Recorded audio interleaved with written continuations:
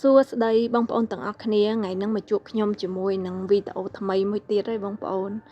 ហើយចំពោះថ្ងៃហ្នឹងគឺខ្ញុំនាំបងប្អូនមកមើលល្មៀតរបស់ខ្ញុំណាបងប្អូនហើយនេះគឺល្មៀតខ្ញុំដាំបានមួយធុងអញ្ចឹងណាបងប្អូននិយាយទៅគឺខ្ញុំដាំនៅក្នុងធុងពេត្រូបងប្អូនឥឡូវគឺខ្ញុំយកវាយកមកកោះអញ្ចឹងណាព្រោះមើលទៅគឺវាមើលវារៀងចាស់ដែរអញ្ចឹងណាមកល្មមអាចយើងយកទៅប្រើការកើតអញ្ចឹងណាបងប្អូនឥឡូវគឺខ្ញុំកោះវាអញ្ចឹងណាបងប្អូនព្រោះថាខ្ញុំ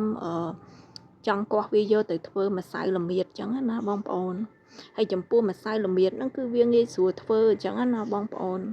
គឺយើងធ្វើខ្លួនឯងអញ្ចឹងទៅបងប្អូនព្រោះខ្ញុំតែងតែអាសាហូបម្សៅល្មៀតអញ្ចឹងណាគឺយើងអាចហូបម្សៅល្មៀតជាមួយនឹងទឹកឃ្មុំអីអញ្ចឹងណាបងប្អូនអញ្ចឹងគឺខ្ញុំធ្វើតែខ្លួនឯងទេបងប្អូនចំពោះម្សៅល្មៀតហ្នឹងគឺខ្ញុំអត់ដែរ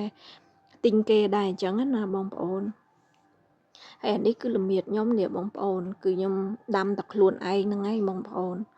ដាំហើយគឺយើងយកទៅធ្វើម្សៅល្មៀតខ្លួនឯងអញ្ចឹងទៅហើយវាមិនពិបាកធ្វើទេបងប្អូនចំពោះម្សៅល្មៀតហ្នឹងគឺវាងាយស្រួលធ្វើអញ្ចឹងណាអញ្ចឹងក៏ខ្ញុំចេះតែធ្វើខ្លួនឯងអញ្ចឹងទៅយើងខ្ជិលទិញគេអញ្ចឹងណាបងប្អូនព្រោះថាពេលខ្លះទិញគេទៅយើងខ្លាចវា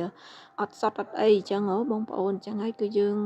ធ្វើខ្លួនឯងអញ្ចឹងទៅហើយអានេះវាចាយដន់យើងមានល្មៀតខ្លួនឯងស្រាប់ក៏យើងកោះល្មៀតខ្លួនឯងហ្មងទៅបងប្អូនដោយសារល្មៀតឥឡូវគឺវារៀងចាស់ដែរអញ្ចឹងណាបងប្អូនវាចាប់ផ្ដើមចាស់ហើយរៀងល្អដែរអញ្ចឹងណាបងប្អូនហើយអានេះគឺខ្ញុំដាំខ្លួនឯងបងប្អូនវាដូចជាមិនសូវជាធំហ្មងដែរទេបងប្អូនមើលវាដោយសារតយើងដាំធម្មជាតិហ៎បងប្អូនអញ្ចឹងវាមើលទៅវាមិនសូវធំទេវាមកល្មមអញ្ចឹងណាបងប្អូនគ្រាន់តែថាវាមកល្មមយើងអាចយកទៅប្រើការបានអញ្ចឹងណាបងប្អូនហើយមកគុំនេះគឺល្អនេះបងប្អូនមកគុំនេះគឺវាឡើងនិយាយទៅកោះវាឡើងកាយឡើងចង់ដល់ក្រោមឲ្យពិបាកកាយមែនតែនហ្មងវាយើងកប់ជ្រៅដែរអញ្ចឹងណាបងប្អូនហើយនេះមកមើមនេះគឺល្អដែរតើបងប្អូននេះឡើងដូចម្រាមដៃហ្មងបងប្អូននេះល្អណាបងប្អូនមើលទៅនេះឡើងដូចម្រាមដៃហើយមកគុំនេះគឺល្អគ្រាន់បើដែរអញ្ចឹងណាបងប្អូនហើយអានេះគឺយើងដាំក្នុងធុងអញ្ចឹងណាបងប្អូននិយាយទៅមើមវាដូចជាមិនសូវជារីកធំហ្មងទេបងប្អូនវាដូចយើងដាំនៅក្នុងដីហ្មងណាបងប្អូនបើសិនជាយើងដាំនៅក្នុងដីអីអញ្ចឹងគឺខ្ញុំគិតថាប្រហែលជាមើមវាអាចនឹងរីកធំជាងដែលយើងដាំក្នុងធុងអញ្ចឹងណាព្រោះដោយសារការដាំក្នុងធុងហ្នឹងគឺវាមិនសូវជារីកហ្មងទេដោយសារប្រហែលដោយសារតែទីលានដីវាទូចបងប្អូនអញ្ចឹងវាធ្វើឲ្យមើមវាដូចជាមិនសូវរីកអញ្ចឹងណាអញ្ចឹងមើមវារៀងទូចដែរអញ្ចឹងណាបងប្អូនប៉ុន្តែវាមកល្មមបងប្អូននិយាយទៅមើលទៅនេះវារៀងមកល្មមអញ្ចឹងណាវាមិនសូវជាមើមវាធំហ្មងប៉ុន្តែវាមកល្មមយើងអាចយកប្រើការកើតអញ្ចឹងណាបងប្អូន